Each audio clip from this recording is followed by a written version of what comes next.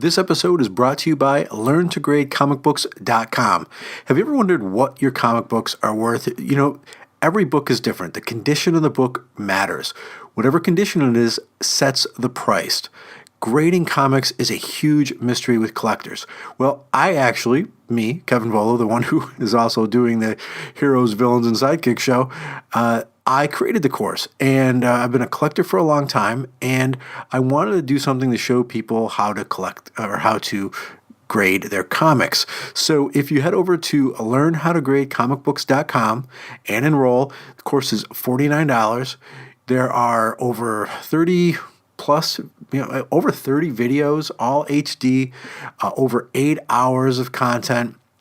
And you will learn how to grade your comic books. You'll be able to take any book, look at it, and say, oh, this is worth this. This is worth that due to its condition. So just head over to check out I should know this, right? I created it. LearnToGradeComicBooks.com. Episode 50, Vibe. Well, I can't actually believe I just said that. Episode 50. So, wow, this is a huge one for me.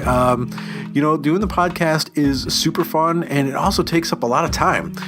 You got to write the episodes. I like to have a fairly tight, not so much a script, but the story to go off of. Then, of course, I'm building I put them over on the website, Heroes, Villains, and Sidekicks.com as a post, and I put all these images up there that relate to the sort of the character I'm talking about. So yeah, it takes a while. It takes a while to get the episodes together, but I really enjoy it. It's super fun. I actually have some pretty cool news, actually. I just got word from Libsyn, that's who I host with. If you're ever thinking of doing a podcast, you should check them out. They do a really great job. I have never had a problem with them. But I just got an email from Libsyn, one of the people over there, that the Heroes, Villains, and Sidekicks show is actually going to be on Spotify now. So that is really super cool. They're letting podcasts in, at a trickle. I actually submitted it months ago, and I think I forgot about it. And I'd say, easily 4 months ago. And I just got the email that it was accepted. It won't be there for another couple weeks. I just took care of all the, setting it up on Libsyn and putting sending my episodes to them and all that through the RSS. So yeah, within 2 weeks, if you are on Spotify, and I love Spotify, I have a family account, you cannot beat it. My son, he has all the music he wants, and I don't have to be, buying money or putting money on his iTunes account or anything. He just streams everything. And of course, you can download it. So, you'll be able to head over to the Spotify and did I just say the Spotify? Well, whatever. You can head over to Spotify and find our podcast there. So I'm super excited. All right, so let's go ahead and start talking about our character this week, and we're going to be talking about Cisco Ramone, or a.k.a. Vibe. Now, of course, I've talked about The Flash a lot on this show. I dig the show. It's one the family we sit around and watch. It's fun. It's interesting. I dig it. I mean, if you told me when I was a kid I was going to get to see The Flash on TV run around, I would have told you were crazy. So I don't care. I love the show. My son loves it. And one of his favorite characters on the show is Vibe. So I thought I'd go ahead and do an episode on Vibe, because I think it's interesting how they're taking some of these characters that we never thought we would see on television or movies, and then doing that, putting them in television and movies. So let's go ahead and talk about Cisco Ramone, who again is on the CW, not so much in the Flash comic, but let's look at him in the comic and then talk a little bit about him on the show. So I've always been a big JLA fan, and I remember the first time that Vibe appeared in comics. So I thought it was really neat to see, such a sort of, I don't want to say C-list, but such a small character on, get such a high profile appearance, and now, of course, reoccurring role as it is on Flash. And the one thing I forgot about Vibe in the comics, that the original Vibe wasn't around all that long. So that's another reason I thought it was interesting that they would bring Vibe onto the show. I'm wondering, I haven't actually read enough. I'm sure there's a reason out there why they brought Vibe on. But I thought it was really neat that here he is on this show. So let's take a look at him when he first appeared in comics. So Vibe was a 19-year-old Latino hero who first appeared in the pages of Justice League of America Annual 2 way back, I have to say way back, in 1984, which is just a few months ago. And he was created by a friend of the show. We've had him on before, Jerry Conway. You can listen to some of the other episodes. And Chuck Patton. Of course, Jerry Conway, who hasn't he created comic book wise? Now, his initial origin of Vibe, his name was Paco Ramone, and that was changed as different universes split up when we got the New 52 and whatnot.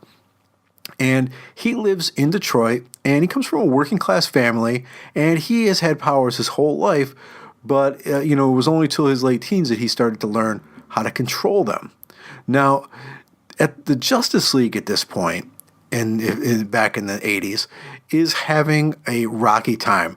Now, the Martian invasion, I think it was a Todd McFarlane thing, the Martian invasion or alien invasion, that had just happened. Oh, no, it was actually before that. But there was a Martian invasion. And the team was splintered, and, many of the real powers were MIA. So this team actually didn't have the big guys on it. It consisted of Aquaman, Red Tornado, Green Arrow, Black Canary, Hawkman, Hawkwoman, Firestorm, the Elongated Man, and Zatanna. And it's actually some of the bigger ones there weren't in it till later. Now, that's right, there's no Green Lantern, Superman, Flash, none of those biggies, but the team still had some power to it. Now, the annual opens with actually Aquaman going before the UN and disbanding the JLA, which was a shock. Here it is, they're this new team, but then, within a few pages, the group gets inspired by John Johns, the Martian Manhunter, who shows up, and John says he would be honored to join Aquaman's group, to join a new league, a league that would be committed to help the world, and that's really all Aquaman needs, and he's back in. He wants to reform or form a new Justice League, minus the America, so it was called just Justice League. Now, the four members of this new Justice League, the four core members, were Aquaman, Martian Manhunter, the Elongated Man, and Zatanna. So it's an odd mix. Not a huge amount of power. Of course, technically, let's be fair. Aquaman, to me, is the most powerful powerful character in the DCU. But so you've got one of him. I think you're doing pretty good. Now, this does seem like an odd mishmash of characters. But in the long run of the Justice League, this incarnation of the Justice League didn't really last too long anyway. Now, since Aquaman did all this at this huge UN meeting, it was being televised, so a lot of people knew at that point that the JLA had broke up and now were reforming and needed new members. So in short order, some heroes start showing up. The first is Vixen, who shows up and asks to join and is invited in. Then Hank Steele shows up, and again, he's in the new show, the DC Legends of Tomorrow, which is, another fun show. He asks to join, and they're not sure because he's pretty young at this point, and he sweetens the pot and tells him that he has a base of operation that they can use and they can work out of, and that clinches the deal. He's in too. So now they've got Vixen and they've got Steel. Now, we then shift in the story to a high-tech base of operations, to where they have this new setup, to a rundown alley where a gang fight is well underway. And this is old school gang fight, like almost right out of, oh my goodness, what is that play called? I'm totally blanking out. West Side Story. Now, an old man who is in the alley, so he sees this happening, he runs to get help, and he is specifically looking for Paco Ramone, I'll just call him Cisco, because everybody at this point knows him as Cisco. Ramone, a.k.a. Vibe. so that he can use his powers to stop the fight. See, everyone knows that Cisco has powers. He doesn't bother with an alter ego. He is Cisco, he's Vibe, he's got these powers. So when Cisco is breaking up the fight, he's using his acrobatic dance breaking skills, and Hank and Vixen are watching because they're walking around, and they think he would make a great member of the team. Now, I'm not sure why they think this. They saw him fight 3 gang members who really only had knives, and he beat them with a little bit of use of his power and, yes, breakdancing moves. But hey, that's comics. This is the 80s. And he, of course, is invited in. Now, when Hank tells Aquaman about him, he says no. The kid's no good. He's not a good choice. But then, out of the blue, Cisco shows up at their secret new headquarters. And they ask him how he found where they were. And he said he just lives 2 blocks away. And he sort of followed them, and he just showed up. I mean, it's super strange. I mean, at least you say, you followed them or something. He didn't even say that. He just sort of said, so I just sort of showed up. I reread it to see, and he didn't say he followed him. But again, this is the 80s, these weird sort of things. They just throw people together like this. Now, Aquaman tries to usher him out, but Vibe uses his power and knocks him back about 6 feet. And with that use of power, Aquaman says, well, you're in. You're fantastic. You can knock me on my butt. So I reread my issue of JLA number 2, and some of it held up. A lot of the 80s books don't hold up very strong, but the majority of it was, I have to say, pretty painful. And I'm not talking about Vixen's weird V mullet. It is the weirdest haircut. Or Zatanna's weird white flowing costume. This is, they sort of changed her from her standard other ridiculous costume, which is fishnet stockings and a really tiny suit. This one is even worse. I'm actually talking about how Vibe's dialogue is written. So I guess they needed to beat us over the head by the fact that he is Latino, but the dialogue is just awful. And, people... And I'm not talking about like weird slangs that we used in the 80s. I don't know, like, where's the beef? I don't know. I can't remember any of the weird slangs I used in the 80s because it wasn't slang, right? It was just how I talked. Now, what I'm talking about is how the lettering changes the spellings of words. So they change U to chu, CHU. And so here's a bit of the dialogue that is especially cringeworthy, and I apologize for this. Vibe is talking to Aquaman, and Vibe says, and again I'm quoting here, "Chu really smell like fish. Chu don't smell like no fish." And I mean, it's like that all the time, and it is super, super painful to read. And I was like, oh my God. And they kept that up for quite a while through the run. Towards the end, though, they did finally stop using that type of writing because it was really hard to read. Now, we haven't really talked a lot about Vibe's powers, and what are they all about? And they're pretty simple. He is able to shoot and control sound vibrations as the form of powerful blasts out of his hands. Sort of like a Black Canary with her sonic blasts, but he can focus them a little bit more.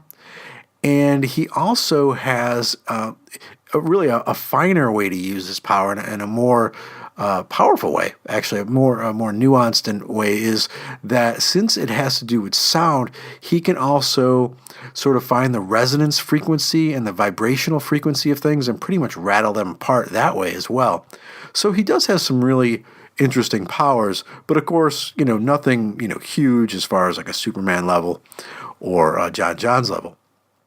Now, this new league has some adventures and proves to be pretty effective, but in the end, it's still, a pretty young team. True, they have 2 heavy hitters, John and Aquaman, and then at some point, Firestorm joins, which is crazy powerful, and again, that's another Conway creation character there.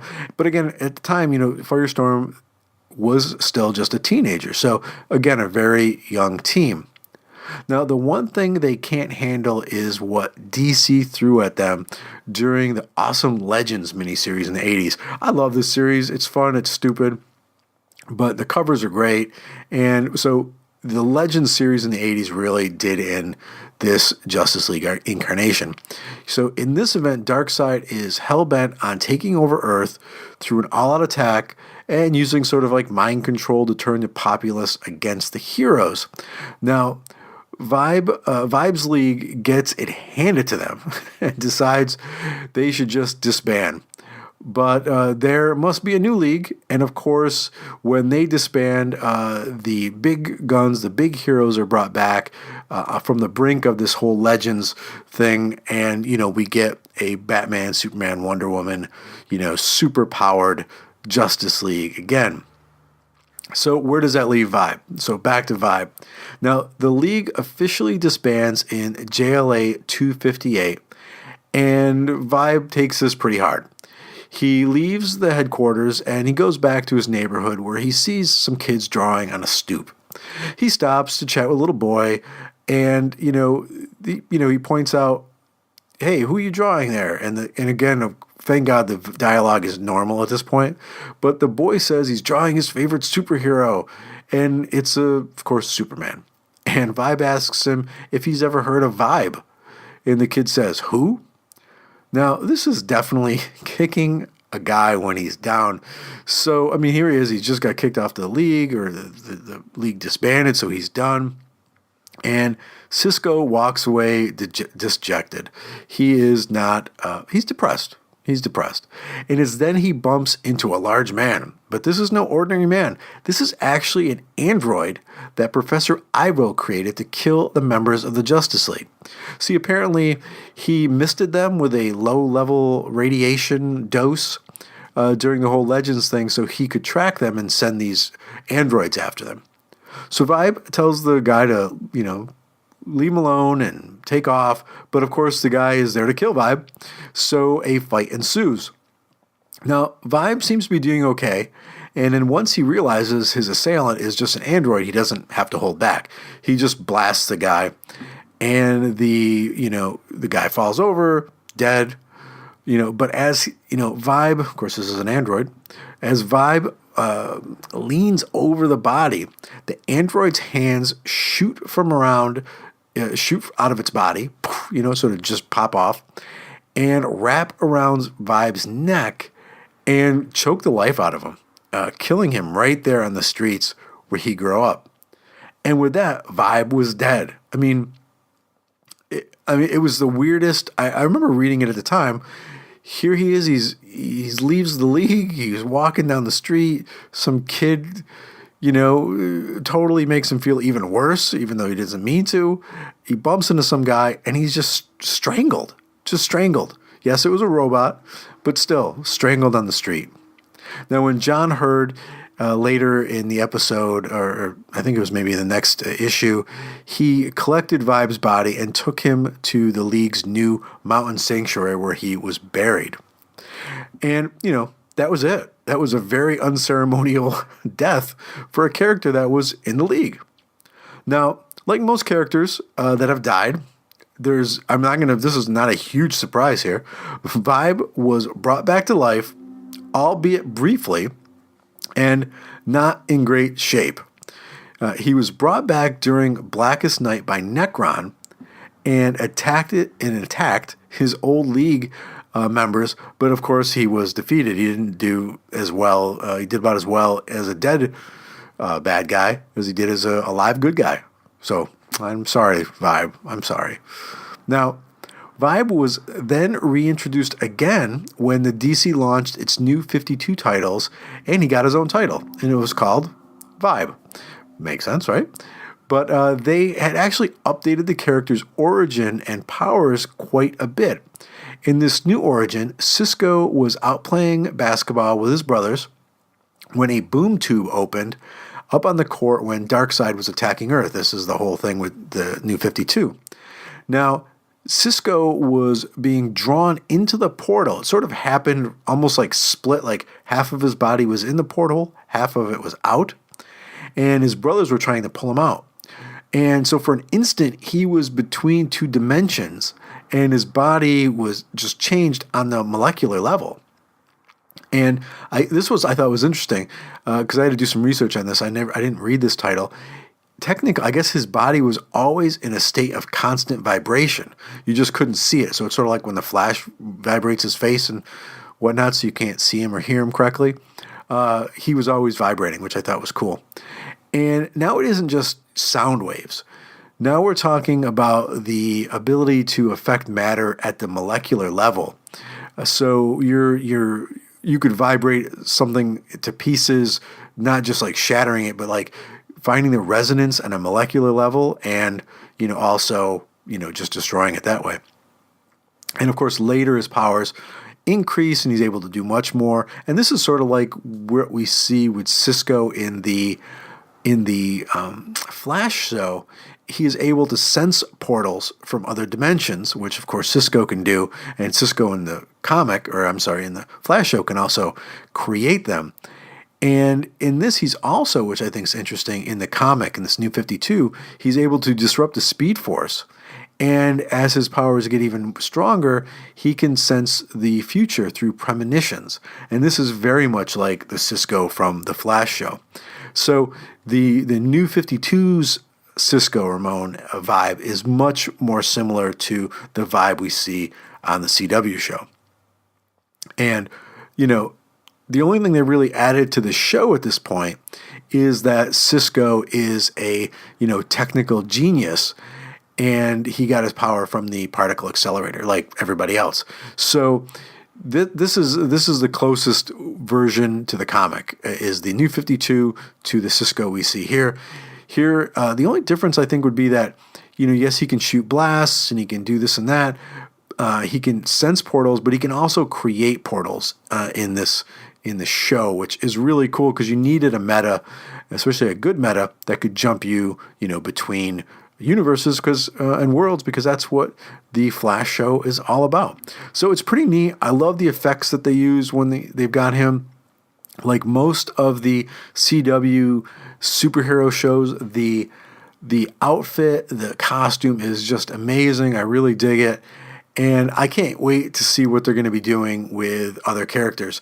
I haven't done this episode yet. I haven't created it yet. I'm in the process of writing it. They actually have introduced the Elongated Man, Ralph Digby, on the show, and I love that character. So I am working on an episode about the Elongated Man.